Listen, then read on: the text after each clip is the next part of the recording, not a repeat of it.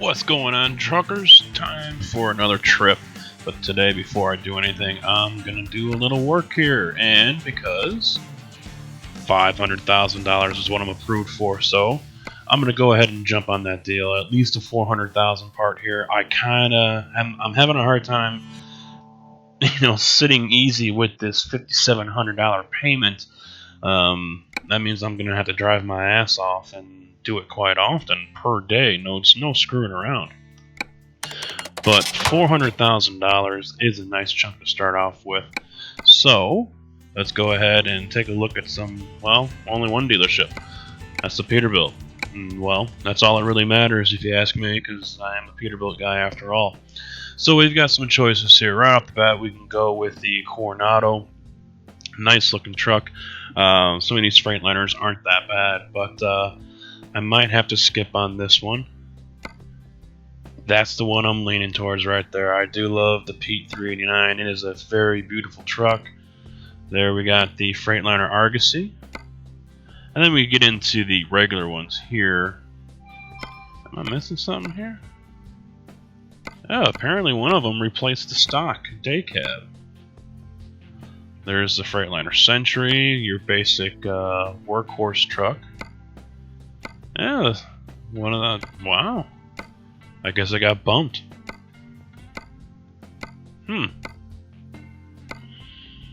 So even if I wanted a day cab, let's take a look here. Can I customize this and get a day cab?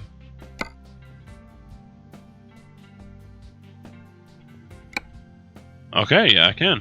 Unfortunately, though, you can't get a long chassis. You have to go with the shorty, which, no, don't like that. Don't like that at all. So I'm going to leave that back there. And I've got to go with this. Yeah, the $50,000 price tag is low for this truck. It should be north of 150. But gonna go with the normal top here.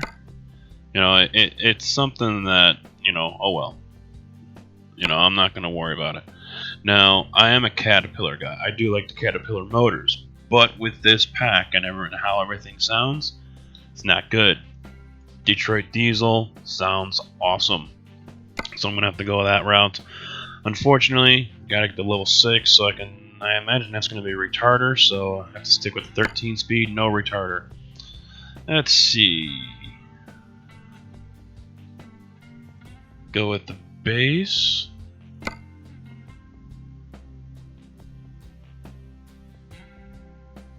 Wait a minute. No. Yeah. Okay, we're good. And in a minute here, I'm going to go ahead and probably just either fast forward or skip through all this, because I'm sure you guys don't want to see me add all these accessories. But I'll do a quick rundown on what's on this truck and what's available. So, the accessories here, this is why I'm going to do probably just a cut. There's a lot, and there's a lot of lights I've got to add, and a lot of changes I have to make. So here's what the truck looks like going in, and when we come back, you'll see what it looks like, and hopefully it's slightly different. So be right back. Alright, welcome back everyone. Time to take this load of bobines, which actually just looks like nothing more than steel coil, up to Caterpillar, and this is going to be a road construction site too, so we're running at 51,224 pounds, and I've got 10 hours to get there, so shouldn't be that big of a deal. But as you can see, here's the truck now.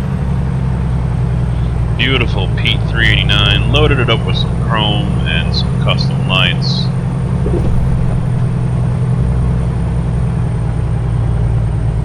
Oh, I'm sorry, but to me that is just gorgeous with the stretched frame there. And where I drove for before, what they would do is take these old Petes and remove the sleepers.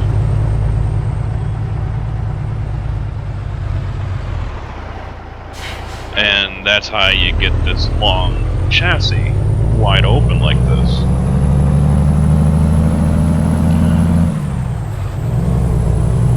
Sorry, homie.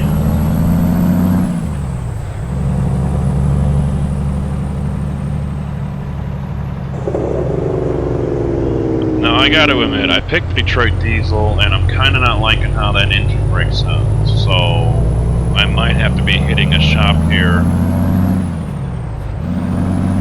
to change it out. The Caterpillar doesn't sound much better.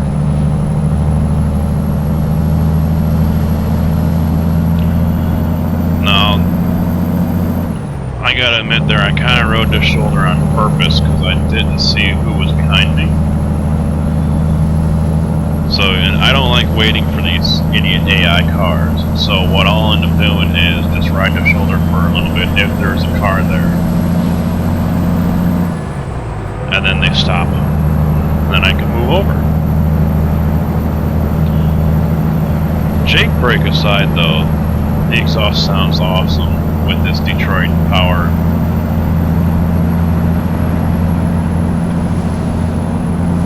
But, you know what? You know, I'll throw Cummins in there as well, see how that sounds. And I'll also do an episode with the Cat engine in there, and, you know, everyone can decide for themselves if they wish.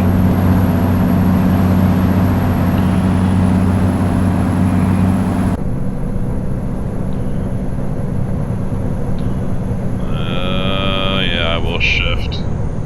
And then I'll set the cruise.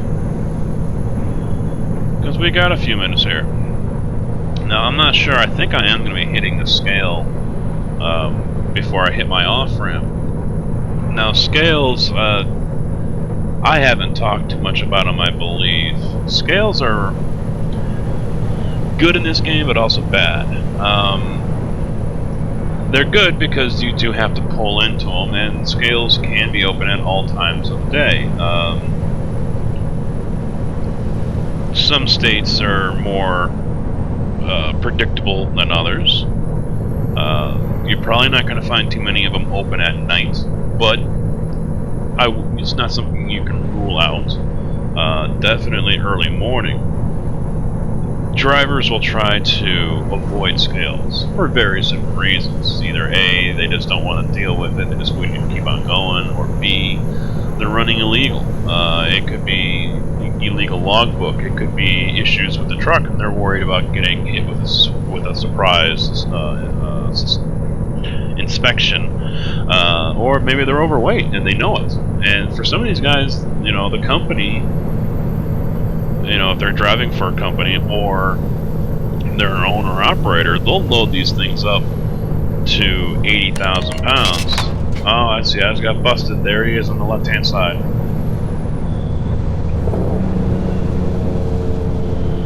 Can't do 5 over. Most of the time you can do that and be fine, but then again, this is California, so you step on a butterfly and you're probably getting arrested. Where was I? Oh yeah, so they'll load these trucks up as much as they can, and then these guys will turn around and go get fuel, and that puts them overweight. And you can and will get busted for that. I've been overweight a couple of times. One time he let me slide. I was 250 pounds over on the front axle, which means the drums I had on the truck, I just had too many, and the heaviest ones were up towards the front, and too much weight was on the front. The second time, I think I was 5,000 pounds over, and so the office had to send another truck out so I could offload some of those drums and put them onto the new truck. And we were not able to leave until that was done. The truck had to stay there, and they were going to keep my license until all of that was done, and we only had like 45 minutes before their shift was over. So luckily the scale house was, you know, 5 minutes away from the shop, so they were able to come out there and get onto the eastbound side of 80 back up the truck next to mine, and we were able to spin off 5 or 6 drums, so we could save the 4,000 or 5,000 pounds that we were over. But you know, that's the downside. You know, the scale house, they don't give a damn what you're hauling and where you got to be and when you got to be there. You know, if you're guilty of something, you know, fudging a logbook or being overweight or driving an unsafe vehicle, they will park you and not think twice about it. So I've known it happen to people. We've had a couple of drivers that were over on their logbooks and they got parked right there. They had to sit and wait. Some cops have even gone as far as to do the math. You know, they'll look up how long it takes to get from point A to point B, and say it takes 5 hours, but on your logbook, you have it at a different time, but you're already at this area at point C, which you shouldn't be at for another 2-3 hours. So you were speeding, and they'll write you up for speeding on that one. I have not personally seen it happen to anyone or heard of it happening to anyone, but it has been talked about before in the circles that shoot. This one always screws me up. There's another one too out by Bakersfield, I think. Oh, it's a construction zone too. That's why it's also worse. But I have heard of stories where truckers have had that happen. But fortunately for me, I don't have to go through the scale. You can see it there on the map, and see, these guys here stopped because I went far enough out into the intersection, and the AI thinks that the intersection is blocked. So the AI stopped. It's not to be nice or anything like that. It's just the AI being stupid. But you can see there, and we're going to pass it here on the GPS. I just missed out on that scale. But anyway, the scales here, those of you who have played, you know, it's random on whether or not they pull you in. Some people might get it more often than not. It's, you pull in, you park, you hit enter, and then you leave. That's it. No checking logbooks, but obviously we don't have logbooks, so you know, we don't have to worry about that. There's no DOT cop out there with a creeper and flashlights and gauges to make sure your brakes are within a certain gap, and you know, you don't have any busted leaf springs or anything like that. So there's no one out there doing a DOT inspection on you. So in this game, they're more of an annoyance than anything else. Some people wish they were able to do more, but the thing is you know, what are they going to do?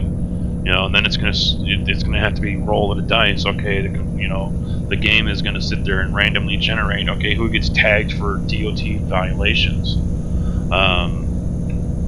You know, technically, if you look at my sleeper here next to the fuel gauge, I guess I'm about, you know, it's about time for me to rest. And you know, although I might not be outside of the 14 hours on duty that I can be, or 11 hours driving per DOT regulations, you know, maybe that's something that they can work into the game where, you know, you have to rest so often. So, like right now, I'm at 75%, so maybe in the game, you know, it lets me know, hey, you've only got 3 more hours before you have to park it. If you're driving red, you know, if that bed is all red and everything, well, then it automatically forces you to stop. But then again, people will just end up blowing by it anyway, and it's, what, a $500 fine, $300 fine, who cares? When everyone's already cheated in, you know, $3 billion, who cares? But for some of us, we do prefer the realism, and, you know, that's also myself included. I mean, I'm not going to do the speed limit on every road I'm on, but I do prefer to have the realism. I'm going to try to drive like I would if I was doing this in the real world. And abusing the Jake brake is one of the things I would be doing, is using the engine brake everywhere I go. Now, if I remember this stop here, it was probably better off that I went up the I-5 and hit the next exit, because this is going to be a drop-off on my side, I bet.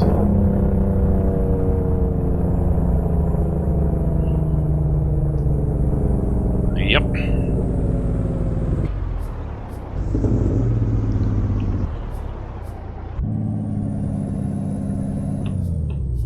I got the green light, but there's one problem. I can't get in there.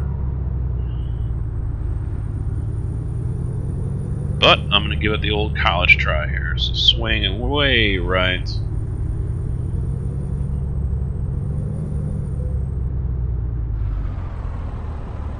I'm basically going to have to damn near jackknife this thing.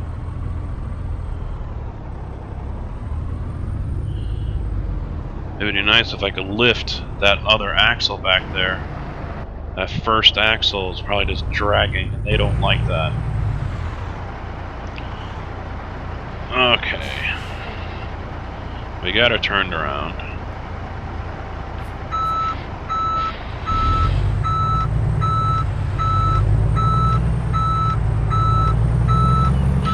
Now these reverse lights, the sounds, they're not mandatory here in the United States. Only area where you're going to have mandatory reverse beeping sounds. And now I'm also speaking my experience here in Illinois. So unless the law has changed in the last year or two, you know, I could be wrong. But the only areas that I know of for sure that it's mandatory to have a reverse backup sound like this is in quarries. Quarries are governed by MSHA. And that's a government agency, and they trump DOT. So I can discuss that on a later date here when I actually get into the coastline mining area. But as you see, disconnecting the trailer, all done. Excellent rating. No damage, no negatives, no nothing. Almost a level 4, so I still got quite a ways to go. But that's it for now, everyone. I appreciate you watching, and I'll see you on the next trip. Take it easy.